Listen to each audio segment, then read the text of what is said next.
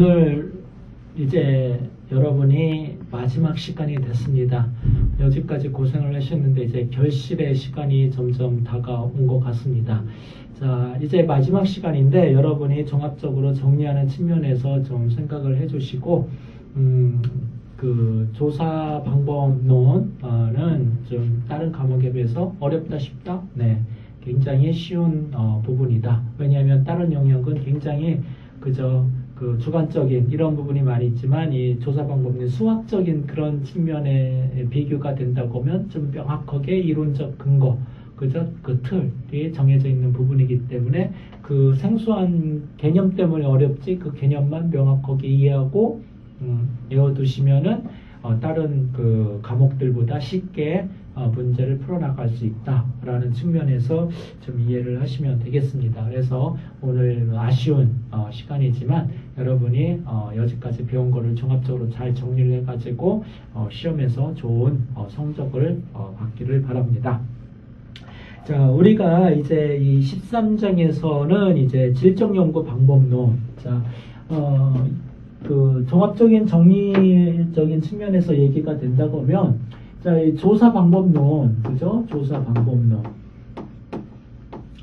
이 조사 방법론은 우리가 크게 두 가지 방법론이 있죠. 연구 방법론은 양적 연구 방법하고 양적 연구하고 질적 연구 방법이다. 그죠?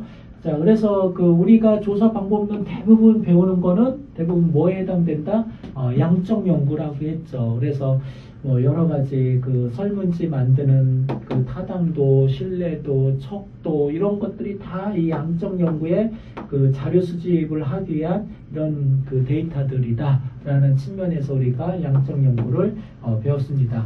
근데 양적 연구는 그 내면에 이면에 깊숙한 그죠? 피면접자들의 그 연구 대상자들의 그 객관성을 확보했으면 그 안에 있는 여러 가지 본질적인 이 사람이 왜 이렇게 행동을 했는가 그런 본질적인 거를 파악을 못하기 때문에 그런 걸 이제 관찰이라든가 이런 걸 통해서 파악하는 질적 연구, 그죠? 초점 집단의 그 뭐 집중 토론, 그죠? 이런 걸 통해 가지고 그 이면의 본질을 좀 파악하려는 것이 바로 질적 연구다. 그래서 초기에는 그 과학적인 측면에서 양적 연구에 이런 접근이 많았다고 하면 요즘 이제 이 양적 연구가 드러난 한계점을 보강해서 질적 연구가 또 이제 하나의 각광을 받고 있다. 그렇지만 아직도 질적 연구는 그죠?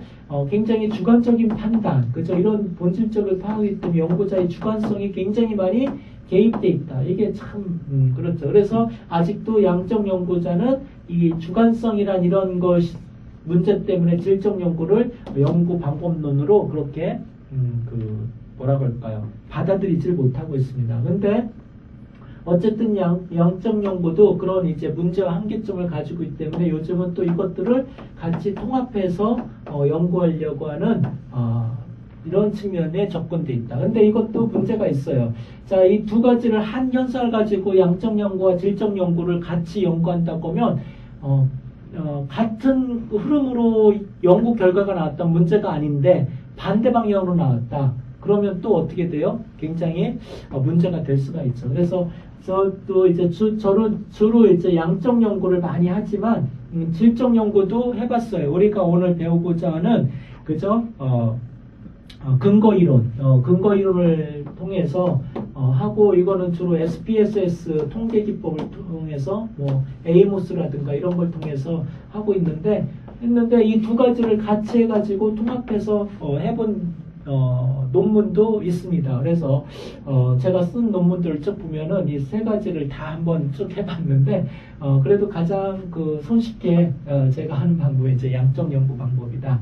근데 어쨌든 질적 연구에 대해서도 요즘은 좀 많이 인정을 해주고 있기 때문에 좀 알아보는 게 좋다.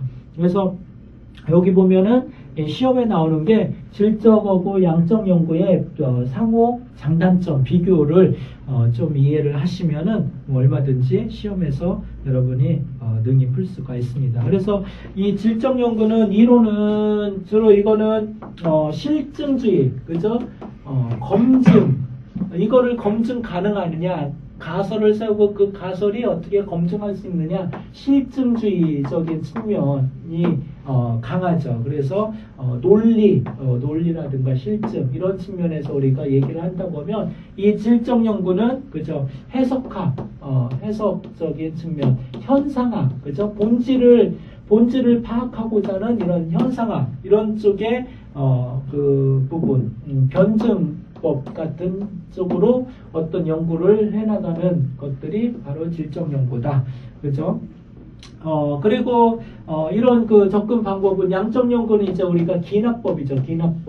기납법은 이미 이론, 그죠? 기존 이론을, 그죠? 가설을 설정을 해가지고 이것들을 자료들을 수집해가지고 검증하려고 하는 반면에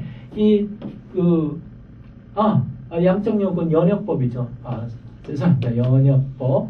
그래서 연역법 이론, 그죠? 이론은 연역. 그래서 양적 연구다. 이응으로 다 연결돼 있죠. 그래서 제가 이렇게 틀린 거는 여러분이 기억 속에 더 남겠죠. 그래서 양적 연역 이론이다. 그다음에 이제 질적 연구는 기납법, 그죠? 기납법은 이론이 있는 게 아니라 구체적인 사실들, 그죠? 구체적인 사실들을 이렇게 통해서 여기서 이론을 만들어내는 거죠. 그래서 이게 이제 상호 이렇게 주관된다 해서 예전에 한번 설명을 드렸었습니다. 그래서 이런 측면에 이제 방법을 가지고 있다라는 측면.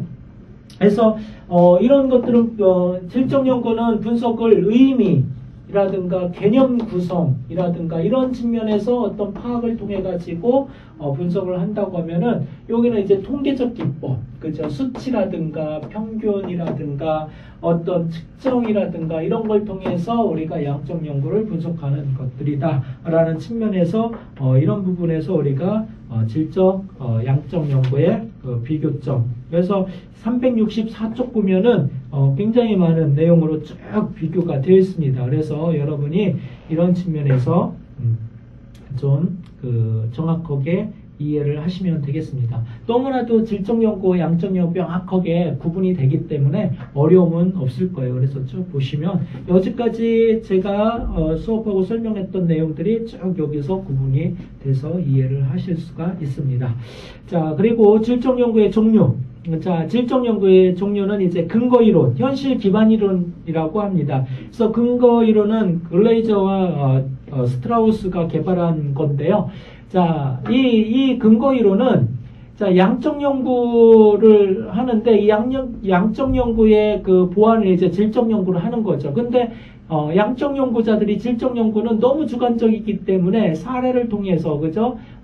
하기 때문에 연구자의 주관적 판단이 많이 들어가서 객관성을 확보하기 힘들다. 대표성을 확보할 수 없다. 이런 문제점이 있죠. 그래서 그거를 보완한 것이 질적 연구의 근거 이론이에요. 근거 이론은 질적 연구이지만 이거를 뭐라고 할까요? 수치적으로, 양적으로 어떤 문맥에서 그 단어들이라든가 이런 거를 파악을 해가지고 질적 연구를 양적 연구하는 형태로 연구하는 방법들이다라고 쉽게 설명을 이렇습니다. 그래서 저도 이 근거 이론을 가지고 논문을 한 편을 썼었는데 굉장히 이제 주관적인 자료들을 획득을 한 다음에, 그죠? 면접이라든가 초점 집단을 통해 가지고 자료 획득했던 것들을 이제 어떤 여러 가지 축 코딩이라든가 이런 코딩 방법을 써가지고 거기서 이론의 방법에 따라서 분석을 해나가는 것들입니다. 그래서 이런 근거 이론들이 있다라는 거를 질적 연구 방법 중에 근거 이론이 있다. 그다음에 민속지학. 민속지학은 이제 특정 문화를 연구하기 위해서 연구자가, 그죠? 생활 방식이라 규범이라든가 이 민속지학을 연구하는 사람들은 한 민족을 연구하기 위해서, 그죠? 10년, 20년, 막 30년 동안 그쪽에 관찰뿐만 아니라 거기서 직접 살죠. 그래서 참여 관찰도 하고 참여자로서 하는 이런 측면에서 합니다. 그래서 민속지학 연구가 있고요.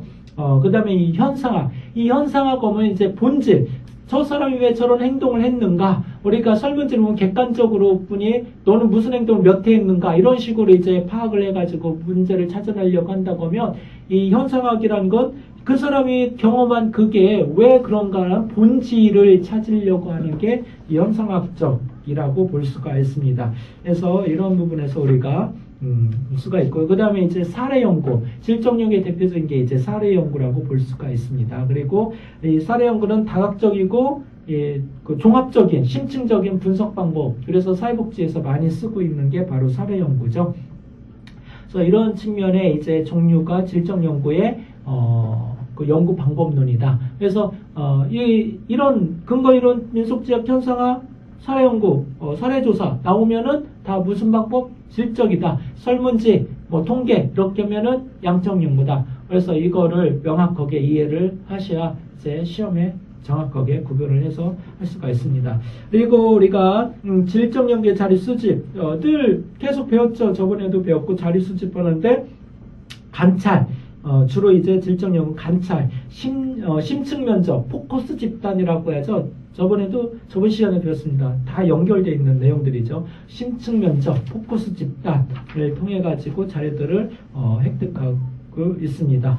그래서 질적 연구에 여기 368쪽 보면 범학인 오류, 이런 오류들 때문에 그죠? 자료의 편협성이라든가 감정적인 반응이라든가 뭐 여러 가지 이런 것들 때문에 사실 질적 연구가 과학으로서 인정받기가 힘든 부분이 있다라는 측면에서 좀 이해를 해볼 수가 있습니다.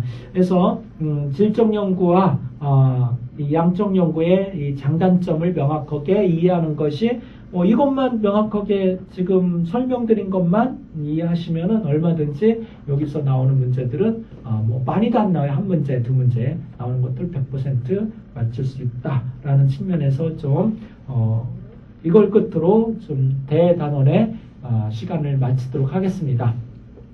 자, 제가 여러분 많은 시간을 들여서 여러분과 같이 조사 방법론을 했는데 제가 좀 설명을 좀 미진한 부분도 있고요. 그리고 또 제 컨디션에 따라서 어떤 때는 정말로 그죠?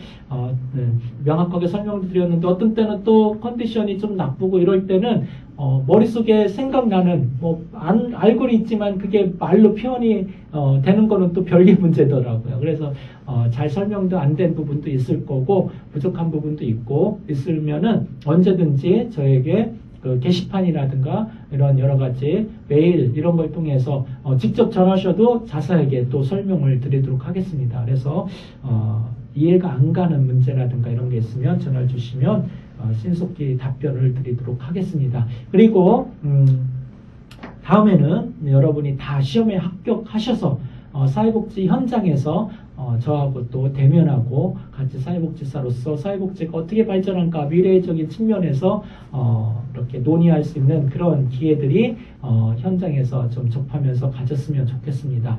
자, 모두 합격의 영광이 있기를 바랍니다. 자, 여러분 합격하는 거는 제가 잘 가르쳤기 때문에 합격하는 거고 떨어지는 거는 여러분이 공부를 안 했기 때문에 떨어지는 거니까 제 탓을 하지 마시고 다 합격을 해주시면 좋겠습니다. 수고하셨습니다. 이걸로 수업을 모두 마치겠습니다. 감사합니다.